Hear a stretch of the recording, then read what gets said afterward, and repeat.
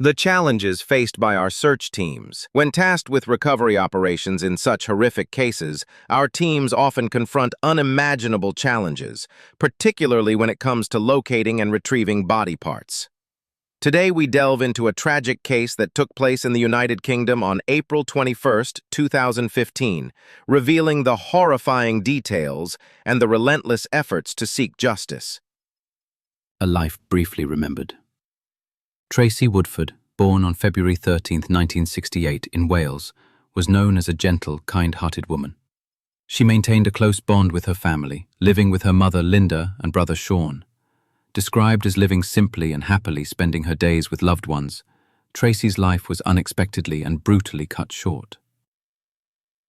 The final day, April 21st, started like any other for Tracey.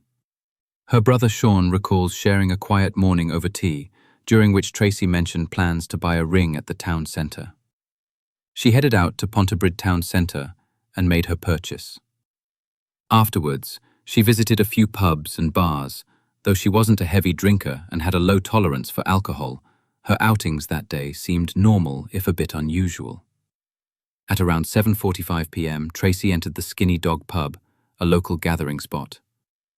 Here, she encountered a 50-year-old man named Christopher May. Witnesses observed that Tracey appeared nervous and fragile, a stark contrast to her usual demeanor.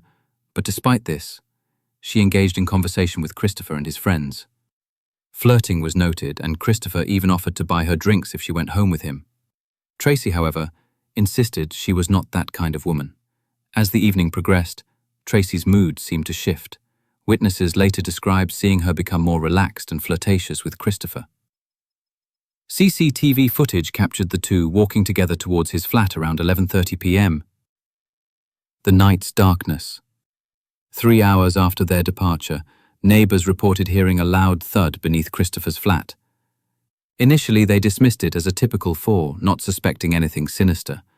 The next morning, Tracey's family grew increasingly worried when she didn't return home or answer calls. Suspicion turns to horror. By April 24th, police traced Tracey's last known movements.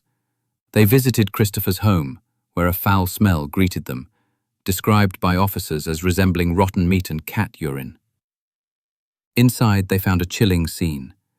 Dismembered body parts hidden in various locations.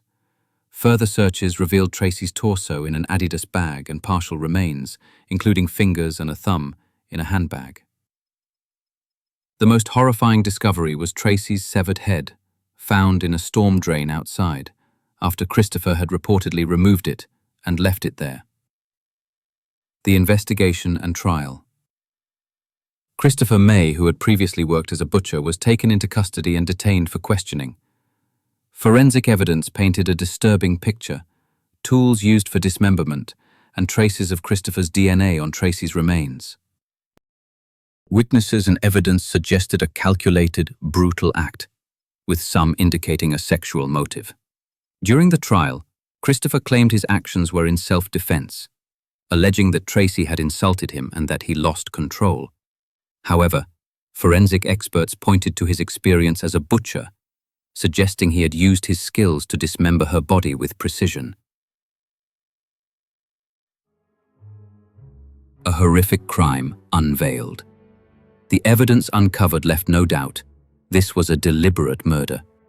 Investigators found traces of Tracey's organs in the toilet, indicating she was dismembered and her body parts disposed of in various locations. The discovery of her head in the storm drain was particularly chilling.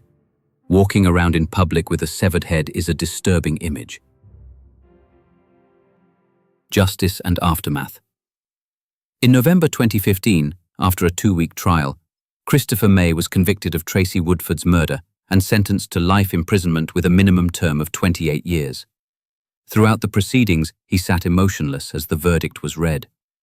The tragic loss of Tracey devastated her family and the community. Her mother, Linda, expressed profound heartbreak. "It feels like we're living in a nightmare. He has torn my family apart and destroyed us." Her brother Sean shared his ongoing anger and struggle to find peace.